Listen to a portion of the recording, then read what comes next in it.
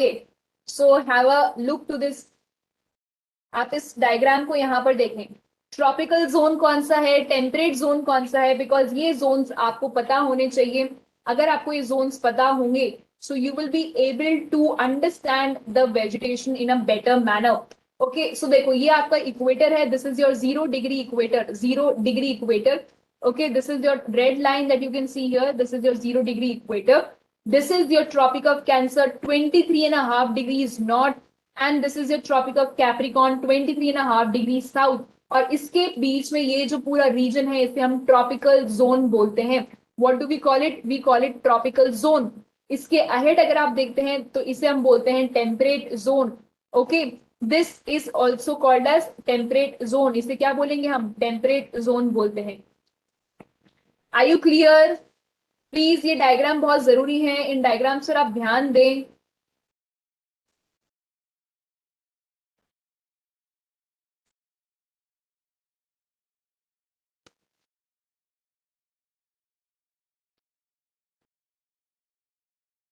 It is very, very important to have an image of these diagrams in your mind. आपको ये diagrams पता होने चाहिए, because until and unless you are not able to remember these parallels of latitudes, I hope that you remember कौन कौन से parallels of latitudes थे, हमने कौन कौन से discuss करे हैं।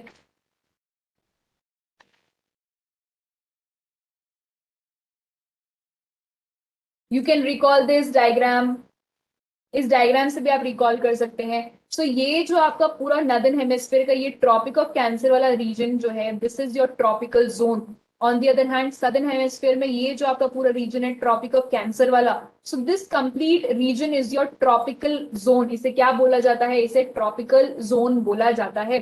सो यही एरियाज हैं जहां पर आपको ट्रॉपिकल एवरग्रीन फॉरेस्ट मिलेंगे, यहीं पर आपको ट्रॉपिकल रेन फॉरेस्ट मिलते हैं। Clear? I hope that it is making sense to you.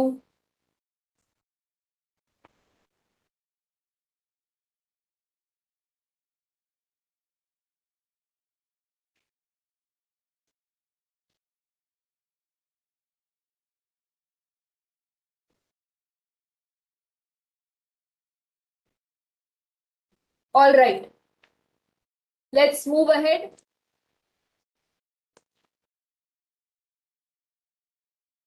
So tropical evergreen forest, they are also called as tropical rainforest.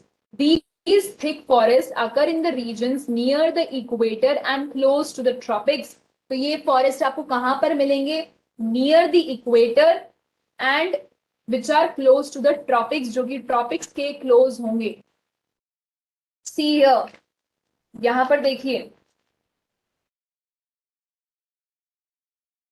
सो ये जो आपका पूरा इक्वेटर वाला रीजन है और ये जो आपका पूरा ट्रॉपिक वाला रीजन है, यहाँ पर आपको मिलेंगे tropical evergreen forest. Here you will find the tropical evergreen forest. यहाँ पर पूरे में आपको क्या मिलेंगे, ट्रॉपिकल एवरग्रीन फॉरेस्ट देखने को मिलते हैं। Clear? Okay,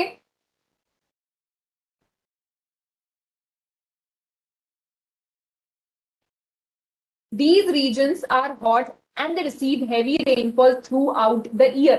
As there is no particular dry season, the trees do not shed their leaves altogether.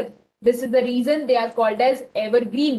Okay, now see again, वापस से यहाँ पर ध्यान देंगे कि ऐसा क्यों है कि इन्हें ट्रॉपिकल रेन फॉरेस्ट बोला जा रहा है। Why is it called as tropical evergreen forest? Because अगर आपको पता है तो ये क्या है, आपका इक्वेटर है, और इक्वेटर पर सनलाइट कैसी होती है, बिल्कुल डायरेक्ट फॉल करती है। On the equator the sunlight falls completely direct. ठीक है, सनलाइट कैसे फॉल करती है, डायरेक्ट फॉल करती है। Since the sunrays are coming on equator directly, इस रीजन में इक्वेटर वाला जो पूरा रीजन है आपका ट्रॉपिकल जोन जो है, यहाँ पर सनरेज आपके डायरेक्ट फॉल करती हैं। That is why you are very very much clear कि यहाँ पर टेम्परेचर कैसा होगा, high. Temperatures will be high, right. Since यहाँ पर टेम्परेचर कंडीशंस हाई होगी तो यहाँ पर जो आपका इवेपोरेशन की रेट होगी, जो प्रोसेस ऑफ इवेपोरेशन है आपका, वो भी बहुत रैपिड होगा। बिकॉज इतना ज्यादा टेम्परेचर हाई है तो यहाँ पर रेट ऑफ इवेपोरेशन भी बहुत ज्यादा हाई होगी। इवेपोरेशन इज बेसिकली जो आपके वाटर इवेपोरेट होते हैं वाटर वेपर्स की फॉर्म में आपके एयर्स के साथ में जो मूव करते हैं। ऑल्सो यू नो दैट यहाँ पर जो भी एयर प्रेजेंट होगी वो कैसी एयर है, वार्म एयर होगी, क्योंकि ये इक्वेटर इक्वेटर रीजन है और इक्वेटर पर टेम्परेचर हाई है। तो यहाँ पर जो भी एयर आएगी वो कैसी हो जाएगी, वार्म हो जाएगी। सिंस वो एयर वार्म हो जाएगी वो वेट में लाइट हो जाएगी। It will get lighter in weight. और ये एयर जो है वो आपकी क्या करेगी, राइज करने लगती है। This air will start rising because ये क्या है, आपकी वार्म एयर है, लाइट हो चुके हैं वेट में और ये राइज करने लगती है। तो ये जो वार्म एयर राइज कर रही है तो ये वार्म एयर अपने साथ में बहुत सारा वाटर वेपर भी कैरी करती है, राइट। और ये वाटर वेपर वो कैरी करती है आपके एटमॉस्फेयर तक।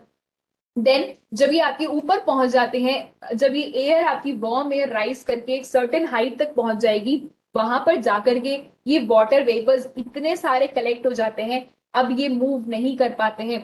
और जब ये सारे के सारे वाटर वेपर्स आपके अक्यूमुलेट हो जाएंगे तो यहाँ पर क्या होता है, क्लाउड्स की फॉर्मेशन हो जाती है। और क्योंकि आपके क्लाउड्स की फॉर्मेशन हो जाएगी तो यहाँ पर फिर क्या होगी, आपके रेनफॉल होगी। And for your kind information, equator ऐसा जोन है जहां पर रेनफॉल आपके रोज होती है। Every day 4 o'clock you see rainfall at the equator, every day rainfall. That is why इन्हें ट्रॉपिकल एवरग्रीन बोला जा रहा है। ट्रॉपिक्स में ये ग्रो कर रहे हैं, इनको रेन फॉरेस्ट इसलिए बोल रहे हैं बिकॉज यहाँ पर बहुत अच्छी रेनफॉल होती है। Heavy rainfalls are there, everyday rainfall is there.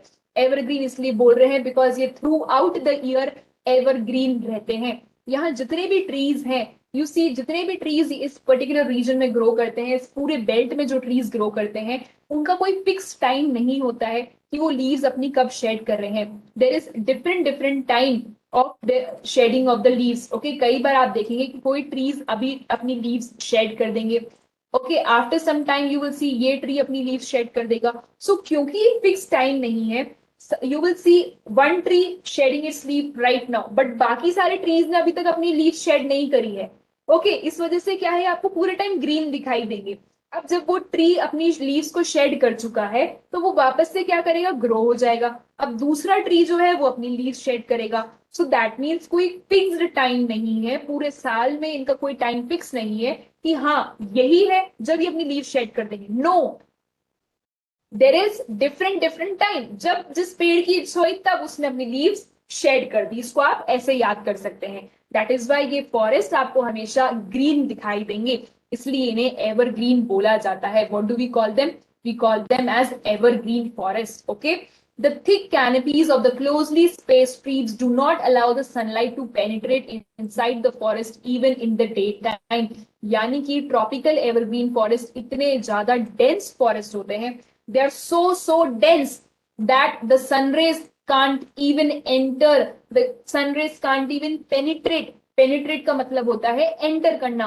तो जो आपके सन रेज हैं वो एंटर भी नहीं कर पाते हैं ट्रीज के बिल्कुल डाउन तक। रीजन बीइंग बिकॉज ये इतने ज्यादा घने जंगल होते हैं। Even if the sun rays are very very good, you will see that the sun rays will not be able to penetrate. Sun rays आपकी पेनिट्रेट नहीं हो पाती हैं। क्लियर? प्लीज ध्यान से सुनिए, आप इसको नोट करते जाएं। जो भी आपको एक्सप्लेन करा जा रहा है इसे आप ध्यान से सुने और अपनी पेंसिल से बुक में मार्क करते जाइए।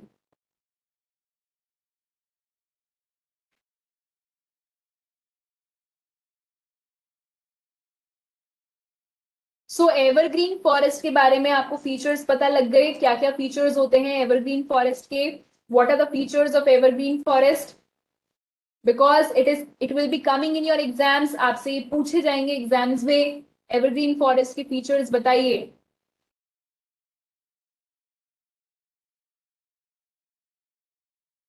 Okay, so also it will be asked कि एवरग्रीन फॉरेस्ट एवरग्रीन क्यों होते हैं। ओके, एवरग्रीन फॉरेस्ट को एवरग्रीन फॉरेस्ट क्यों बोला जाता है, what is the reason of calling them as evergreen, because ये हमेशा ग्रीन दिखाई देंगे। सी दिस, अब इतने सारे डेंस फॉरेस्ट के बीच में अगर कोई भी एक ट्री अपनी लीव्स को शेड कर भी देगा तो पता ही नहीं लगेगा, right. So that is why इनको क्या बोला जाता है, एवरग्रीन बोला जाता है। क्लियर?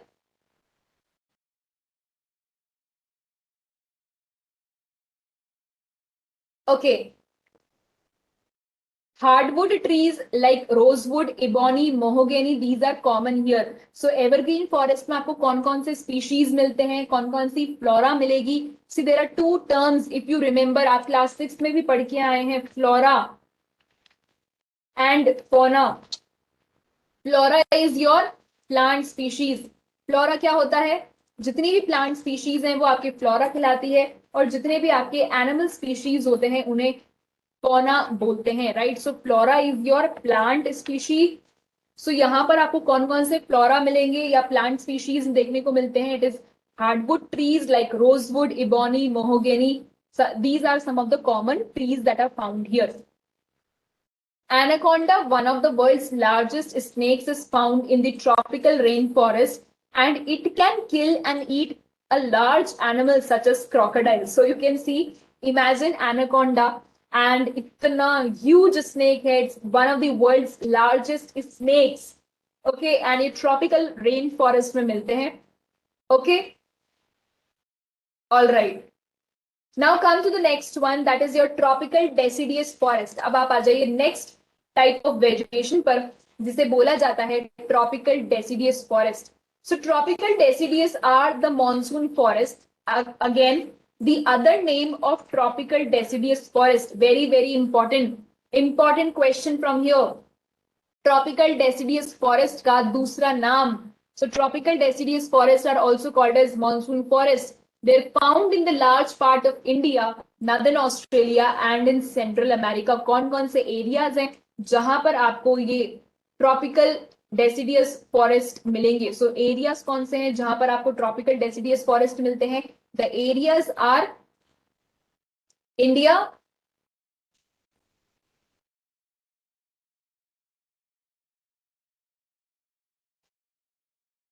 ठीक है, then northern Australia and in central America. America का सेंट्रल वाला रीजन, ऑस्ट्रेलिया का नॉर्दर्न वाला region, and you also find them in large part of India. हमारी कंट्री में भी देखने को मिलते हैं, ठीक है. These regions experience seasonal changes.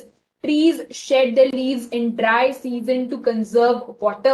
Now see, there is a very big difference between the evergreen forest and the deciduous forest.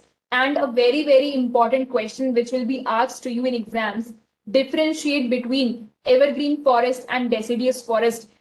Evergreen and deciduous forest में क्या difference है?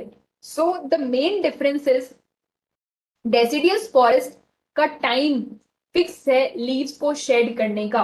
डेसिडियस फॉरेस्ट अपनी लीव्स ड्राई सीजन में ही shade करेंगी, लेकिन evergreen forest का कोई time fix नहीं होता है कि वो कब अपनी लीव्स को शेड करते हैं. So this is the very big difference and this is the main difference. यही है मेन जो एवरग्रीन और डेसिडियस को डिफरेंट बनाता है. The hardwood trees found in the forest are sal, teak, neem, shisham. Hardwood trees are extremely useful for making furniture, transport, and constructional material. Tigers, lions, elephants, langurs, and monkeys are the common animal of these regions. So यहाँ पर आपको कौन से plant species मिलते हैं, कौन से animal species मिलते हैं, ये आपको पता होना चाहिए, because this can be asked to you. Animal species कौन से हैं यहाँ पर, ठीक है, एंड प्लांट स्पीशी कौन से हैं. सो प्लांट्स आपको कौन से मिल रहे हैं, फ्लोरा कौन सी यहाँ पर आपको मिल रही है? Flora species is the hardwood trees. Hardwood trees are found in the forest, that is sal, teak, neem, shisham. Okay, then animals कौन कौन से हैं यहाँ पर? Tigers, Lions, elephants, langurs and monkeys. Also what is the importance of deciduous forest? importance क्या होती है deciduous forest की? so importance में आप लिखेंगे that it is important for furniture. Furniture के लिए बहुत ज्यादा इंपॉर्टेंट होते हैं ये वाले forest. Clear? So you can see this picture of tropical deciduous forest. यहाँ पर आप ये ट्रॉपिकल डेसिडियस फॉरेस्ट की पिक्चर देख सकते हैं.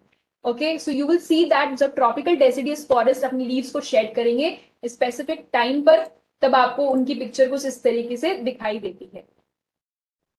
ओके, यू विल सी, आपको वो विजिबल होंगे कि हाँ अब इन्होंने अपनी ट्रीज जो है वो शेड कर दी है. बट एवरग्रीन फॉरेस्ट जब अपनी लीव्स को शेड करेंगे तब वो पता भी नहीं लगता है और वो हमेशा एवरग्रीन ही दिखते हैं.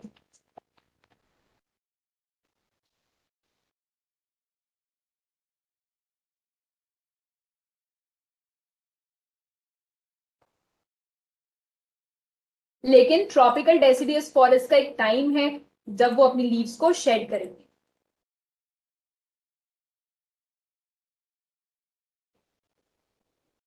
Okay, so today we have done these two forest. हमने आपके दो फॉरेस्ट कवर करे हैं आज। अभी तक हमने जो कवर करा है वो है आपका ट्रॉपिकल एवरग्रीन फॉरेस्ट और tropical deciduous forest. Clear?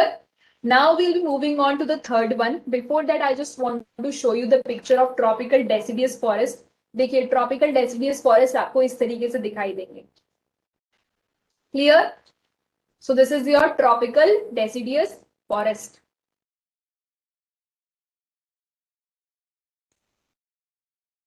All right. Okay.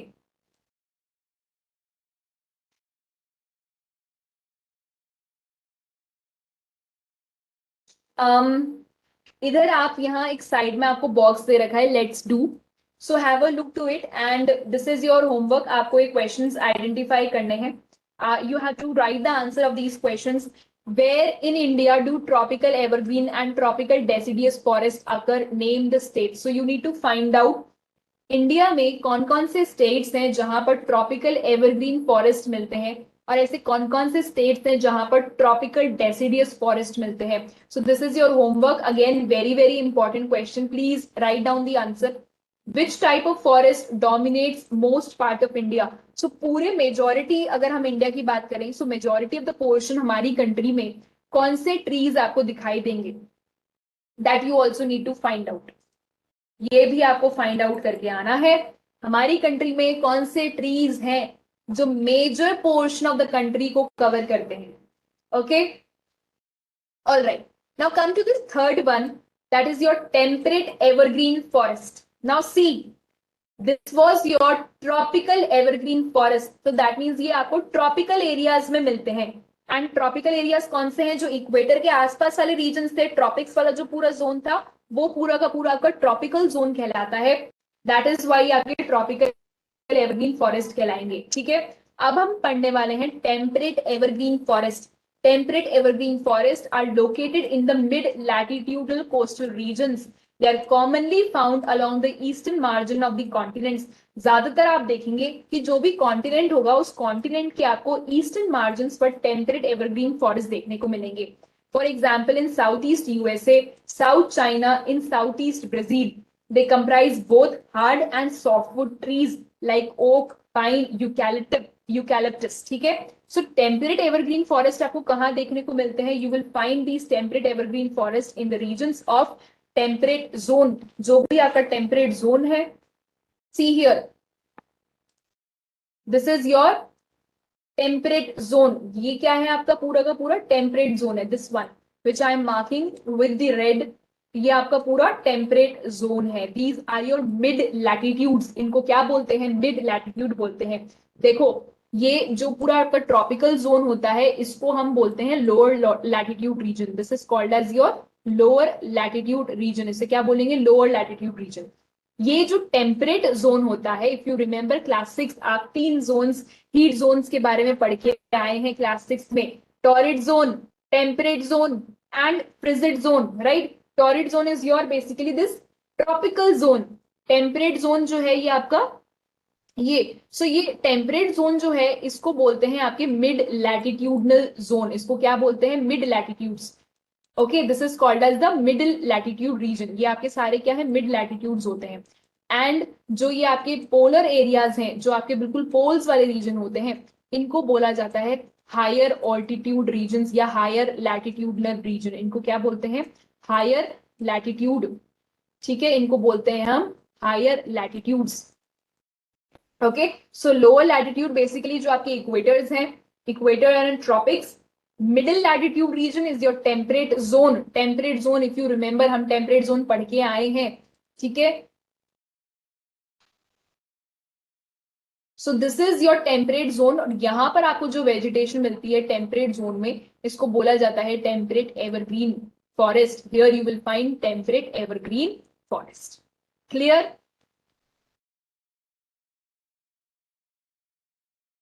Okay, so temperate evergreen forests, they are located in the mid-latitudinal coastal regions. तो कहाँ पर है इसकी लोकेशन? आपको इनकी लोकेशन पता होनी चाहिए, कहाँ पर ये लोकेटेड है, कौन से लैटिट्यूड्स में ये लाई करते हैं. Mid latitudinal coastal region, that means जो भी कोस्टल एरियाज हैं, उन कोस्टल एरियाज के भी आप ईस्टर्न साइड देखेंगे, eastern margin of the continent. For example south east USA, Southeast USA.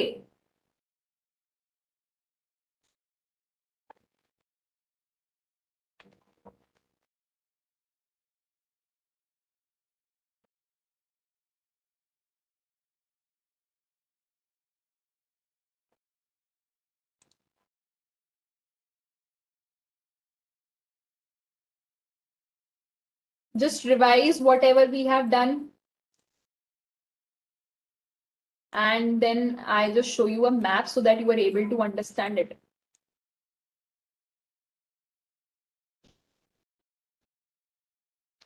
See, it is saying Southeast USA, USA का Southeast. So that means अगर आप मैप में देखें, if you have your atlas, please आप atlases अपने साथ में लेके बैठिए. Okay, अगर आपके पास में atlas है तो it becomes very easy for study. Easy करने के लिए studies के लिए बहुत easy रहता है. अगर आपको पता है तो हमने क्लास 6 में आपके एटलस एंड ग्लोब्स के बारे में स्टडी करा है, इंपॉर्टेंस क्या होता है ग्लोब का, एटलस का. ठीक है, सो इट इज वेरी इंपॉर्टेंट कि आप एटलस को साथ में लेकर के बैठें, बिकॉज यहाँ पर मैं आपको मैप से दिखाती हूँ, बट अगर आप वहां पर खुद के पास में एटलस से देखेंगे so you will be able to study in a better manner.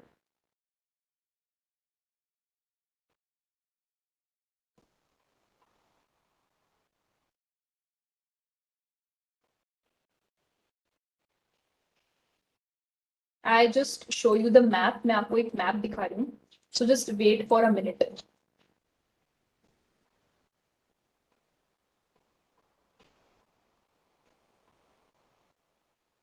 Okay, so ये जो भी यहाँ प्लेसेस दे रखी होती है, इनको आप मैप्स में देख के अगर स्टडी करते हैं तो आपको मैप्स के थ्रू बहुत अच्छे से समझ में आता है location.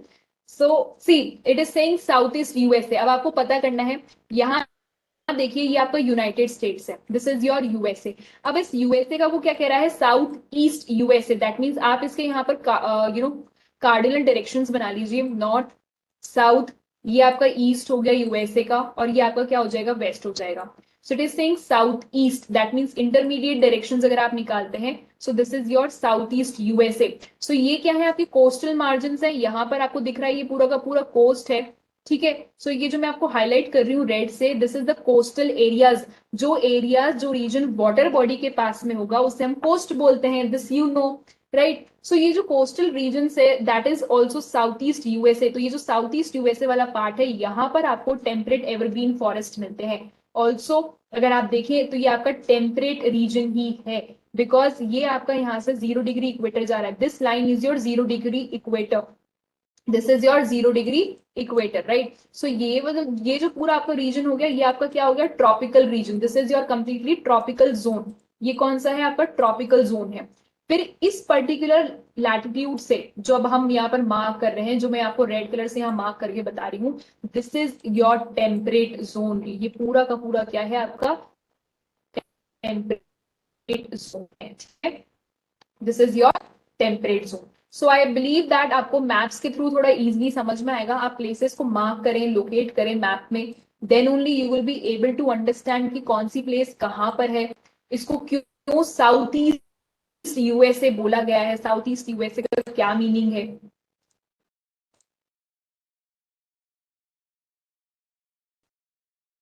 Okay, then it is saying South China and Southeast Brazil. Again you have a look to the map. आप मैप में देखिए वापस से. It is saying south, this is China, China का सदर्न पार्ट. सो चाइना को अगर आप ऐसे कार्डिनल पॉइंट्स बनाते हैं, हमेशा डायरेक्शंस को फाइंड आउट करने के लिए आप कार्डिनल पॉइंट्स बनाइए, और कार्डिनल पॉइंट्स के थ्रू आप डायरेक्शंस को फाइंड आउट कर पाएंगे. सो this is your south China. ठीक है, ये आपका साउथ चाइना वाला पार्ट हो गया. Then this is your Brazil, ये आपका पूरा ब्राजील है यहाँ पर देखिए, एंड ब्राजील का south east, this is your south east. अगर आप यहाँ कार्डिनल डायरेक्शंस बनाते हैं तो दिस इज, ये पूरा का पूरा जो कोस्ट है यहाँ पर, Clear? So southeast Brazil, they comprise both hard and softwood trees like oak, pine, eucalyptus. So with this we finish your 3 forest. हमने आपकी 3 vegetations cover करी है, tropical evergreen forest, tropical deciduous forest and temperate evergreen forest. So you can have a look to this temperate evergreen forest. All right. So for today we will be covering these 3 only so that एकदम से आपको heavy नहीं लगे and you are able to gather all the information slowly and slowly. Please keep on learning the things. जैसे जैसे आप lectures को सुन रहे हैं आप साथ में इनको cover करते जाइए, याद करते जाइए. So today what all things we have covered, हमने सलीमा का पूरा observation देखा. सलीमा ने क्या क्या ऑब्जर्व करा, what all things she had observed during her visit to Manali, और वो सब अपने फादर के साथ में डिस्कस करती है. यहाँ से हमने एक बहुत ही इंपॉर्टेंट बात नोट करी दैट हाइट के साथ में आपके क्लाइमेट में चेंजेस आते हैं and with the changes in climate we see आपकी वेजिटेशन भी चेंज हो जाती है. ठीक है. देन हमने देखा कि हम वेजिटेशन को 3 ब्रॉड कैटेगरीज में डिवाइड करते हैं. फर्स्ट आपकी forest, second is your grassland and third is your shrubs. Alright. Then हमने आपके फॉरेस्ट में डिस्कशन स्टार्ट करा एंड इन द फॉरेस्ट हमने आपके 3 कवर करे हैं. ट्रॉपिकल एवरग्रीन फॉरेस्ट जहां पर हमने देखा कि इक्वेटर प्लस ट्रॉपिक्स वाला जो रीजन है वहां पर आपको ये फॉरेस्ट मिलेंगे. इन्हें ट्रॉपिकल रेन फॉरेस्ट भी बोला जाता है and I explain you the complete reason for it. Tropical deciduous forest किसे बोलते हैं ये भी हमने देखा. इसका दूसरा नाम क्या होता है, इन्हें मॉनसून फॉरेस्ट बोला जाता है. ठीक है. And then we moved ahead discussing temperate evergreen forest. I told you temperate region कौन सा होता है, temperate zone कौन सा है, ये mid latitudinal zone है. Mid latitudinal zones क्यों इसे बोला जाता है, ये सब अभी हमने आपसे डिस्कस कर लिया है. All right.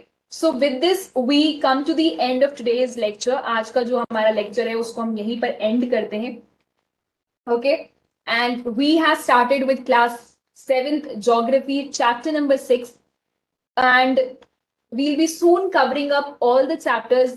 Okay, so please keep on following up with me. Whatever we are doing, आप साथ साथ में मूव करिए, याद करते जाइए. जो भी आपको इंपॉर्टेंट क्वेश्चंस बता रहे हैं, जो भी आपको होमवर्क दिया जा रहा है, please do that. Have a good day everyone. We'll meet soon and cover the rest of the portion. Thank you everyone.